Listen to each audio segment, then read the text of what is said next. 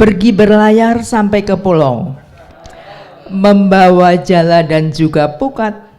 Mari kita ikuti presentasi terakhir usaha ternak ayam dari Java Geomas, binaan cabang P2B TJBB. Kami persilahkan, monggo siapa yang mau presentasi.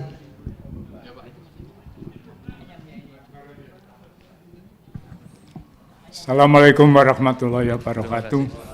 Bapak Ibu yang kami muliakan, jadi mengawali presentasi Pak Eko ini berawal dari pembicaraan kami dengan teman SMP, Pak. Teman SMP yang sekarang ini aktif di Java. Nah, di mana saya sampaikan bahwa permasalahan yang selama ini dihadapi pensiunan itu adalah memasarkan produk, Pak.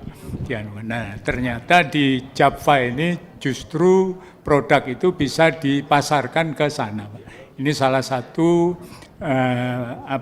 cara yang mungkin bisa menggarisbawahi apa yang disampaikan Pak Wahidin untuk memberikan penghasilan tambahan mengelola pemberdayaan ekonomi keluarga.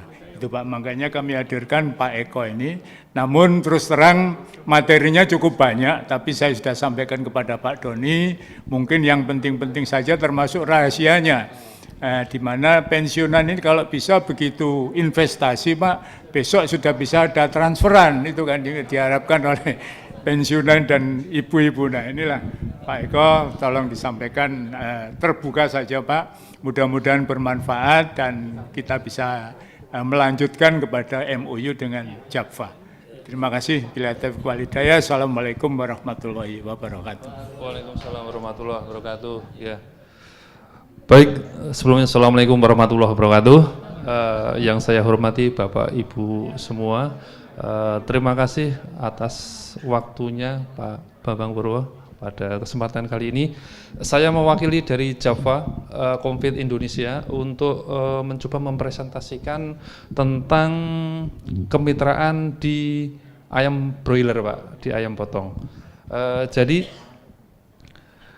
kami di commercial poultry business itu sebenarnya kan Java Confeed Indonesia itu kan suatu perusahaan, induk perusahaan ya Pak. Kami berada di TBK dan kami berada di divisi komersil yaitu PT Geomas Adisatwa. PT Geomas, maaf Mas, next. Nah, posisi kami sebenarnya ada di commercial live broiler. Java itu kan sebenarnya perusahaan yang terintegrasi dari hulu sampai dengan hilir. Kita ada di upstreamnya, kita ada di poultry feed, kemudian ada di breeding feednya, breeding, kemudian ada dari disease prevention, kemudian customer technical service dan juga farm supplies. Nah, dari tiga bagian ini, disease prevention, customer dan teknik service, kemudian farm supplies, ini ada divisi tersendiri. Dan kami ada di commercial broiler, commercial live broiler. Di sini kami membudidayakan ayam dari mulai ayam itu netes sampai dengan ayam itu siap untuk dipanen. Nah, siap untuk dipotong, kemudian akan kita ya Pak, akan kita lakukan processing, Pak, namanya di rumah potong unggas atau RPA, rumah potong ayam. Next, Mas. Next, lanjut.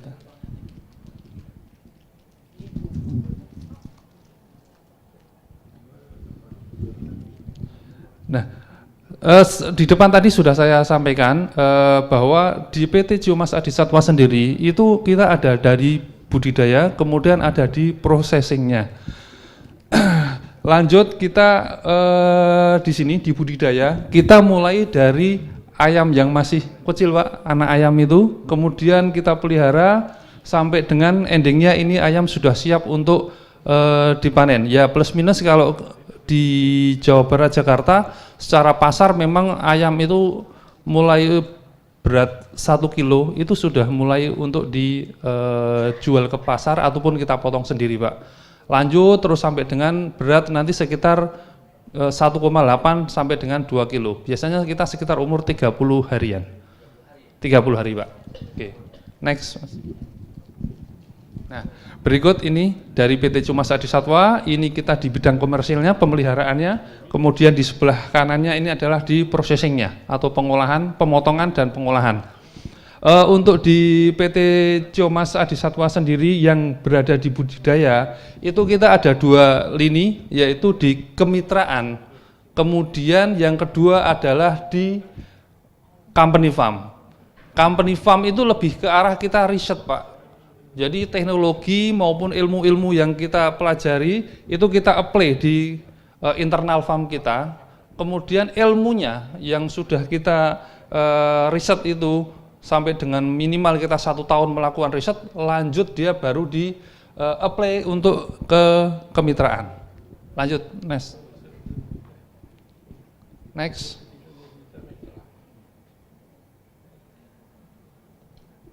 Nah, kemitraan ini sebenarnya gini, Bapak. Itu berawal dari tahun 98. Itu mulai ada krisis itu sehingga waktu itu terjadi fluktuasi harga saprona yang cukup tinggi sehingga peternak rakyat itu tidak mampu untuk melanjutkan bisnis peternakannya. Sehingga hadirlah PT Ciumas Adi Satwa untuk menjalankan kerjasama di bidang kemitraan ini. Nanti untuk lebih detailnya bagaimana kemitraan itu berjalan nanti ada di slide selanjutnya. Nah, next Mas.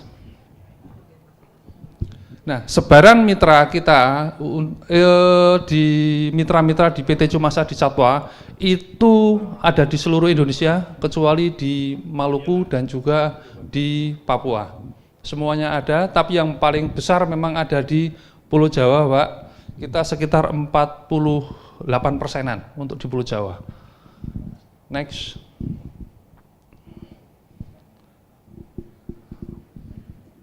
Nah, ini sekilas saja tahun-tahun dulu masih di bawah tahun 2015-an bagian atas. Ini kita masih peternak tradisional. Ini yang kita dulu awal mula kerjasama kemitraan adalah model-model kandang yang masih tradisional. Nah, kemudian di 2015 ke atas ke sini makin banyak upgrade kandang menjadi kandang close house. Seperti ini bangunannya, jadi kandang itu tertutup, kalau orang awam itu bilangnya kandang AC gitu. Mohon maaf Pak Eko, mungkin bisa dilanjut aja Pak yang apa hujan-hujan karena waktunya. Siap. Udah 1:30, terima kasih. Siap, oke. Next.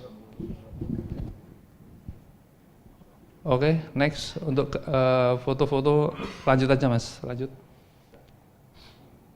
Next, terus.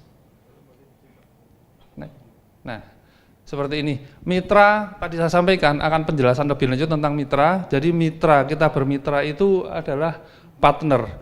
Next. Jadi dalam partner ini tidak ada satupun pihak yang dirugikan. Kita sama-sama win-win solution ya. Sama-sama untung di sini.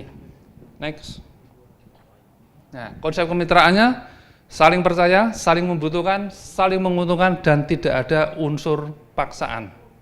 Next.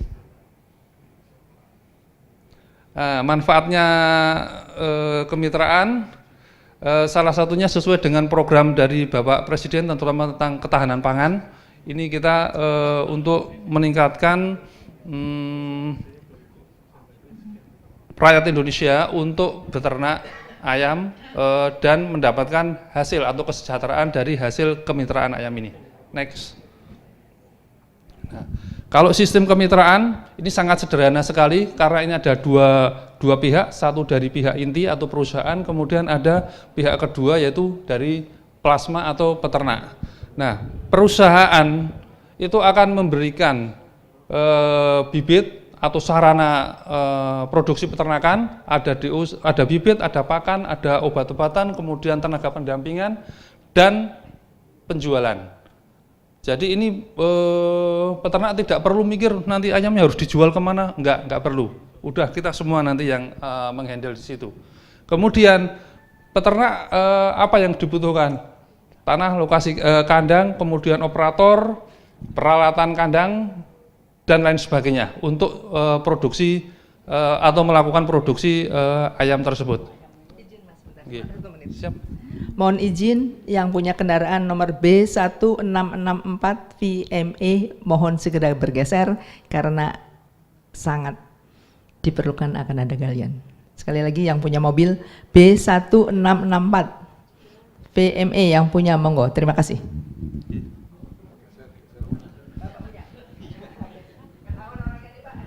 Baik, kami lanjutkan.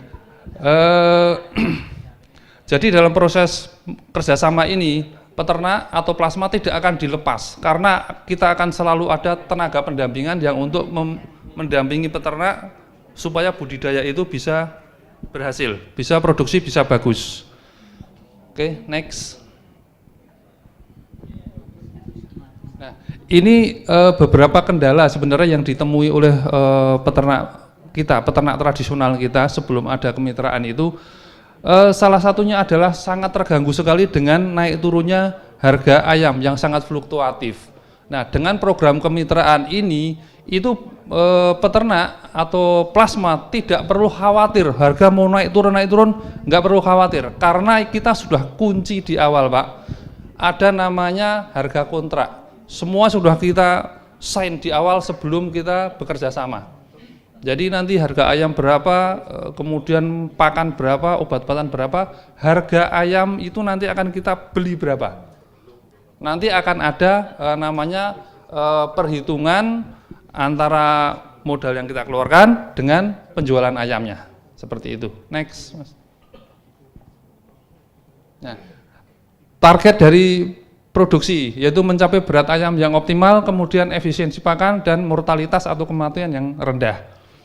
Ini menjadi dasar dari perhitungan atau keberhasilan produktivitas ayam di kandang. Next. Nah, ini sekilas, ini tidak detail masalah RAB atau modal kita untuk bikin kandang. Memang investasi yang paling besar itu ada di dalam pembuatan kandang ini, pembuatan gedungnya ini. Nah, ini secara simulasi kita bikin yang simpel, lebih sederhana, plus minus sih sekitar angkanya sekitar Rp80.000 per ekor. Next. Nah, berikut adalah analisa rekapitulasi pemeliharaan ayam. Nah, di sini nanti akan saya sampaikan di awal tadi semuanya sudah tanda tangani di awal atau sudah kita bikin perjanjian di awal bahwa harga DOC itu diolcik atau anak ayam, kemudian harga pakannya berapa, itu tinggal kita kalikan yang kita pergunakan, kemudian dari hasil penjualan ayam itu nanti totalnya berapa, sehingga terjadi selisih antara modal yang atau sarana produksi ternak dengan penjualannya. Nah, inilah yang akan kita share ke peternak. Seperti itu. Next. Nah, berikut ini simulasi sederhana saja. Mungkin nanti untuk yang lebih detail bisa kita lanjutkan di pertemuan selanjutnya kalau memang diperlukan. Jadi begini, untuk balik dulu, Mas. Nah, untuk operation di dalam kandang, jadi kandang itu sudah ada, lalu kita akan mulai memelihara ayam. Namanya itu kita perlukan biaya operasional. Nah, biaya operasional itu apa saja? Salah satunya itu sekam, listrik, pemanas atau gas ya, kemudian tenaga kerja.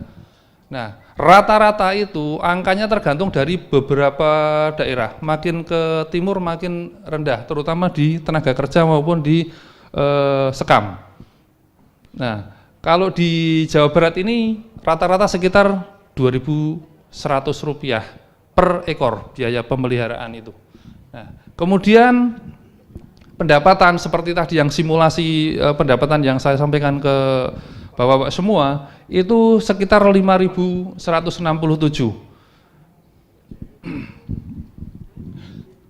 Kalau kita simulasikan, maka peternak akan mendapatkan sekitar Rp3.000 per ekor dari hasil sapronak setelah penjualan dikurangi dengan sapronak tadi. Kalau kita konversikan ke RAB tadi, pembangunan kandang tadi, maka kalau kita payback periodnya itu plus minus ada di angka 4,5 tahun. Seperti itu. Itu nanti kita sudah BIP sudah kembali dan tinggal selanjutnya ya berarti kita cuma berpikir tentang bagaimana lebih mengefisienkan lagi tentang biaya operasional saja.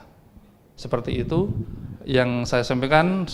Ini saya ringkas-ringkas saja Bapak karena waktu memang sangat mepet dan tentunya saya sangat berharap ada diskusi yang lebih lanjut untuk lebih detail tentang hal tersebut.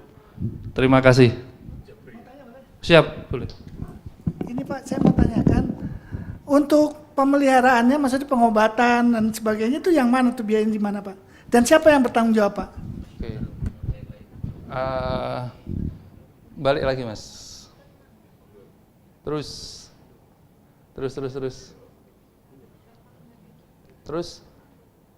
Begini Pak. Jadi kalau untuk pengobatan, kita prinsipnya itu kita sangat menghindari namanya pengobatan Pak, medikasi ya. Karena kita dengan manajemen pemeliharaan yang maksimal, yang optimal, kita tidak berharap ada ayam yang sakit. Nah, sehingga kalau pengobatan ini kita minimalkan atau bahkan kita tidak ada, artinya cost-nya itu kan lebih rendah.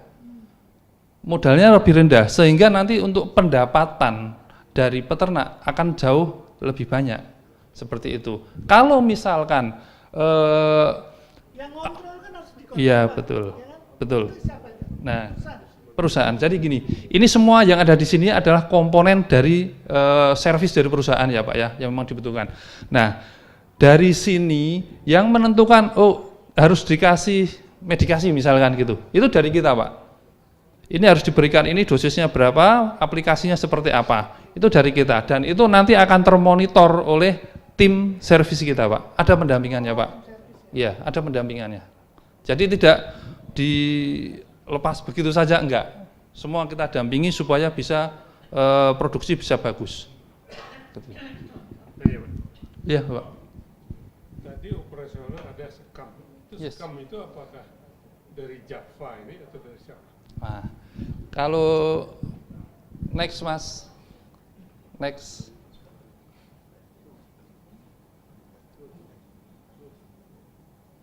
Oke, terus. Nah, di sini. Nah, jadi ini Bapak, biaya operasional produksi ini adalah dari peternak yang menyiapkan operation ini. Ya. Dari kita ya tadi itu. Makanannya hanya sekam gitu. Oh, bukan makanannya. Ini sekam ini kan dipakai untuk alas ayam, Bapak. Iya. Nah, supaya ayam itu kalau kecil itu dihangat di situ, terus dia mampu menyerap kotoran ayam ataupun yang basah-basah dari kandang.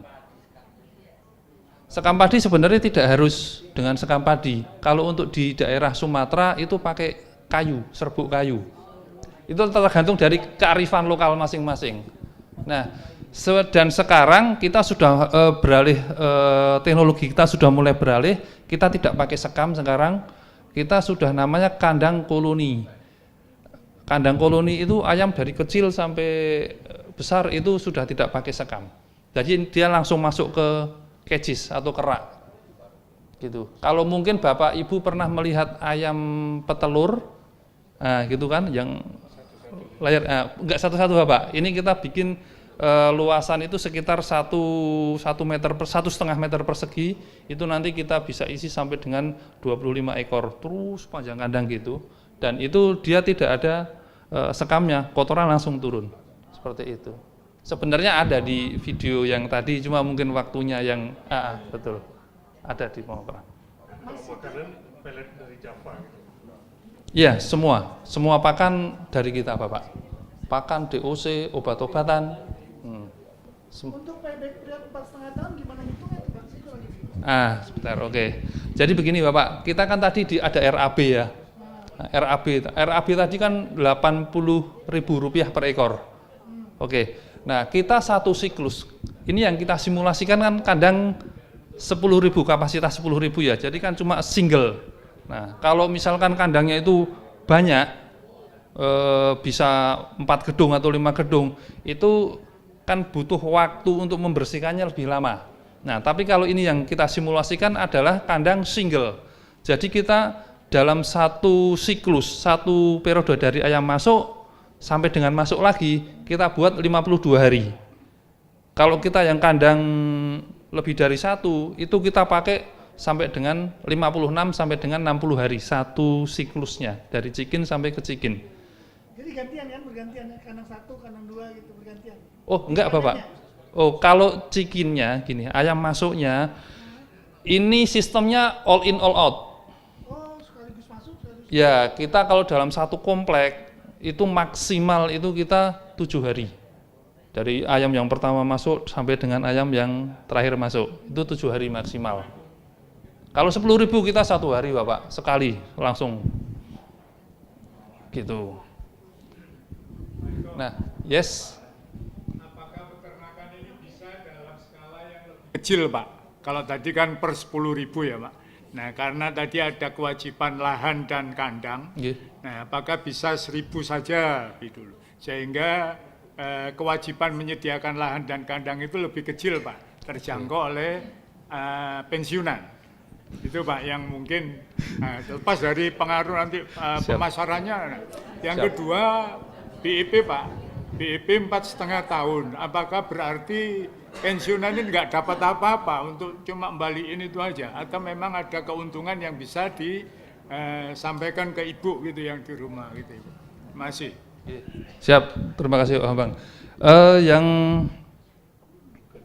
Yang pertama itu untuk kapasitas. Jadi kalau kita secara mandiri boleh sah-sah saja, kita mau berapa, kapasitas berapa, mau 500, mau 1.000 atau mungkin bahkan 100 ekor bisa sangat memungkinkan sekali. Cuma kalau untuk di bermitra ini Bapak, kita sebenarnya kan mengukur kira-kira supaya bisa ideal untuk pendapatan dari peternaknya. Nah, makanya sebenarnya kita membatasi. Kalau di yang awal tadi, profil peternak tadi, kita ya peternak kita ada yang dalam 2.500, mulai 2.500 sampai dengan 250.000, ada kita semua. Nah, cuma ya itu tadi saya sampaikan, kalau 2.500 ya bolehlah, nggak apa-apa, seperti itu Bapak. Segitu.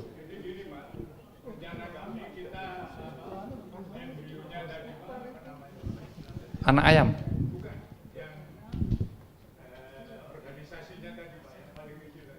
Okay. Nah, itu kita kumpulkan 3 orang sampai 5 orang Pak pensiunan. Nah, Siap. kita bersama-sama bergabung bisa mewujudkan tadi ayamnya 10.000 ya, berarti masing-masing 2.000-an.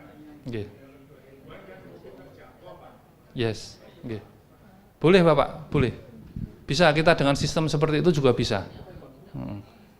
Okay. Ya. Ini kalau cuma nilai atau 500 ya. Nanti kalau dengan nilai 500 ekor POC itu kita menjual sendiri atau bisa jual ke pihak-pihak Pak? Seperti ini Bapak. Jadi kalau saya sampaikan kan sistem kita kan kemitraan. Kalau di kemitraan itu kan kerjasama antara dari perusahaan dengan peternak. Nah, itu masalah penjualan menjadi tanggung jawab perusahaan untuk jualnya itu. Nah, tapi kalau misalkan itu peternak mandiri, Bapak beli pakan sendiri, beli sendiri, ya itu untuk penjualan ya masing-masing Bapak, seperti itu.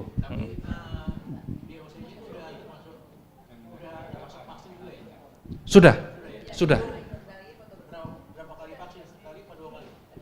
Jadi gini, kalau dulu mungkin sebelum ada teknologi hatchery vaksin, itu kita akan melakukan vaksin di kandang bisa 2, bisa 3, bahkan ada 4 kali vaksin di lapangan atau di kandang. Tapi sekarang tidak perlu Bapak, vaksin cukup di hatchery, di pabrik aja.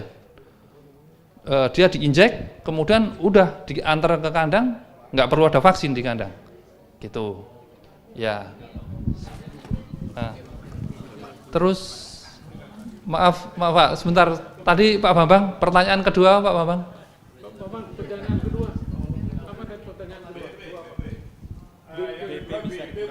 Oh ya. Kan 4,5 tahun. Yes. 4,5 tahun ini kalau bahasa Surabaya Oke. Jadi sebenarnya gini, yang tadi saya sampaikan ini sudah ada margin, Bapak. Ini kalau saya hitung, kalau kita hitung, kita tidak istilahnya itu ada sisa ini, Bapak. Sebenarnya ini kalau kita hitung 80.000 itu kita bagi dalam 1 tahun dalam 1 tahun itu 7 kali panen. Kemudian kita bagi dengan tahunnya itu sebenarnya ketemu 4,1 tahun. Nah, kita kejar ke sini sampai dengan 4,5 tahun itu karena kita akan memberikan margin plus minus sekitar 500 rupiah per ekornya. Jadi di luar dari operation, di luar dari penyusutan kandang ini. Ada di situ, Mas ya. Kalau misalkan Bapak, saya marginnya mau lebih lama lagi, lah ini bisa ditarik lagi nanti, payback periodenya nanti Bapak bisa mulur lagi, 5 tahun lebih dikit. Kalau mau lebih besar untuk yang setiap periode panennya. Oke, Bapak. Ya, terima kasih Pak. Karena ini skalanya besar ya, tadi kan Bapak cerita skala besar. Itu memang harus ada lahan banyak, kemudian bangunan juga besar. Sebentar. Tetapi kalau untuk kita, sebetulnya ada yang disewakan Pak. Di Parung itu ada yang memang mereka mendirikan kandang ayam, dan 1 kandang itu bisa untuk 5.000. Kira gitu Pak. Itu disewakan. Nah, tetapi ini tadi kan mimpi indahnya. 4,5 tahun. Tetapi ini ngurusin barang hidup itu rumit lah kira-kira. Karena ini barang hidup.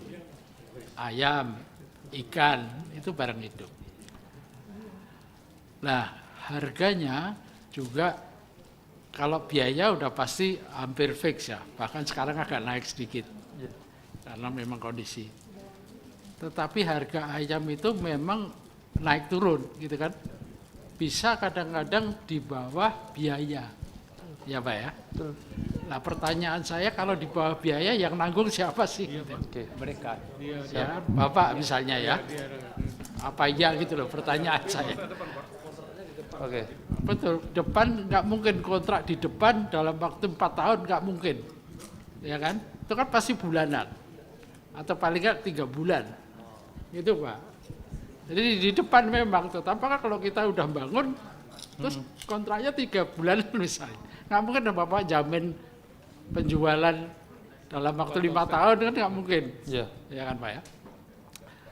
Nah itulah risiko-risiko bisnis ya pasti ada.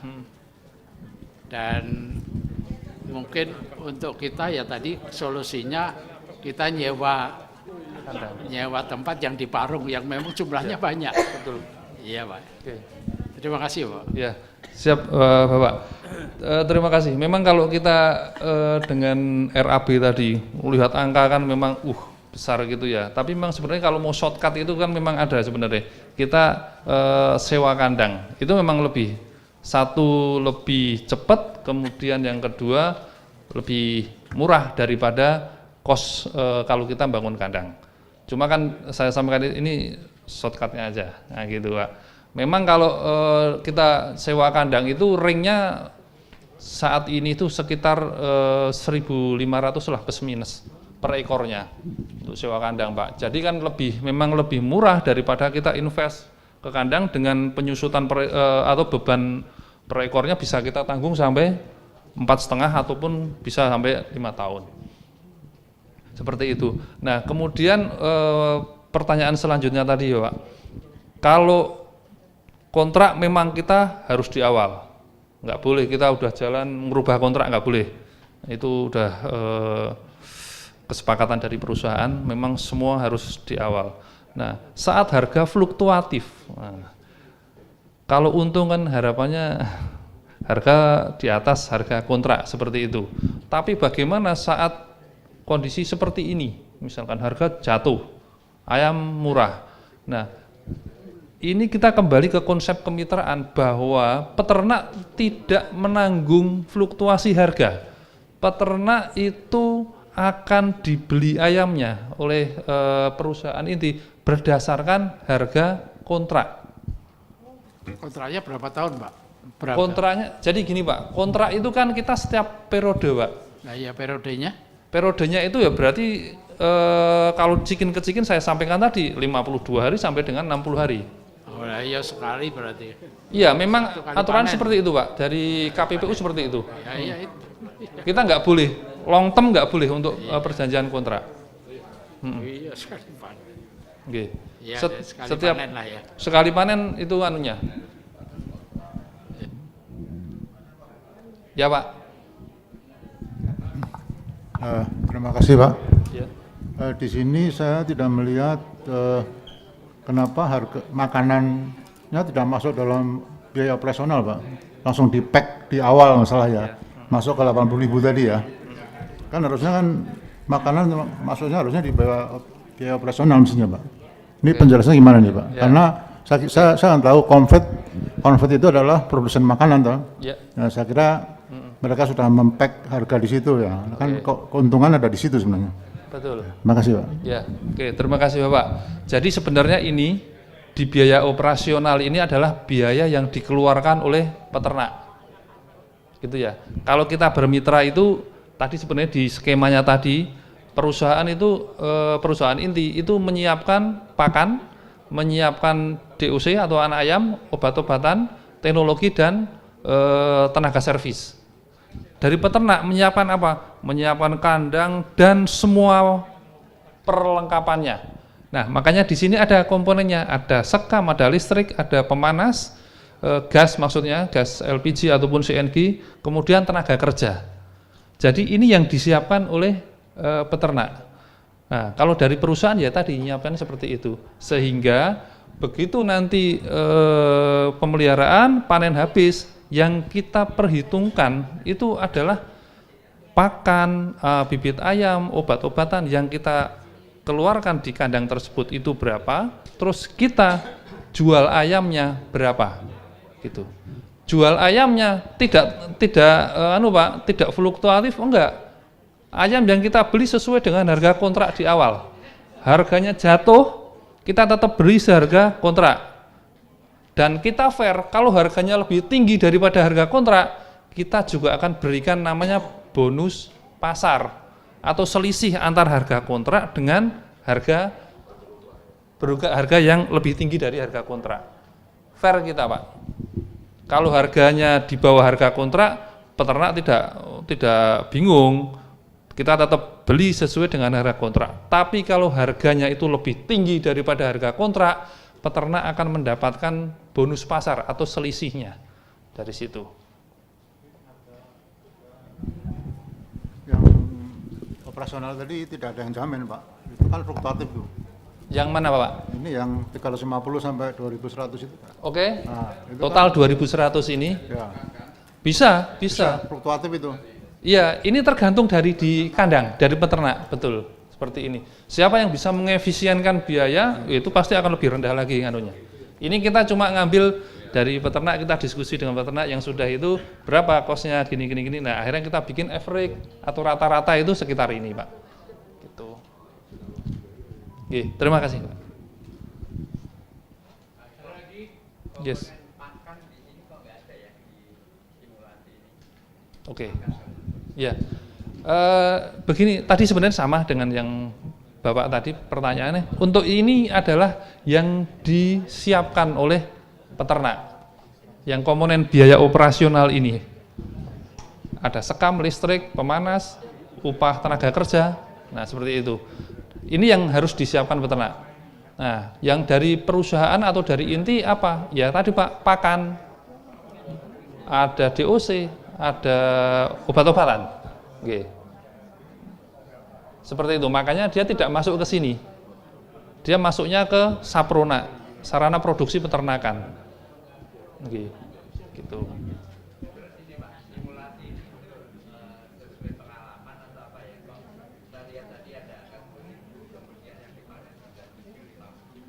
Oh, oke, betul.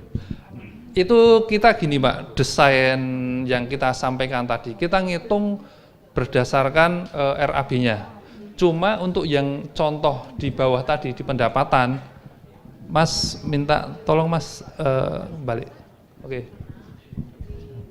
Nah ini, Bapak cermat tadi. Kenapa di sini 8.700, betul kan? Ini kita simulasi saja di sini Bapak. Tapi yang mau kita ambil adalah ini, angka paling bawah ini aja. Nah, pendapatan per ekornya berapa sih sebenarnya? Gitu. Nah, tadi cuma ini simulasi. Gitu. Oke.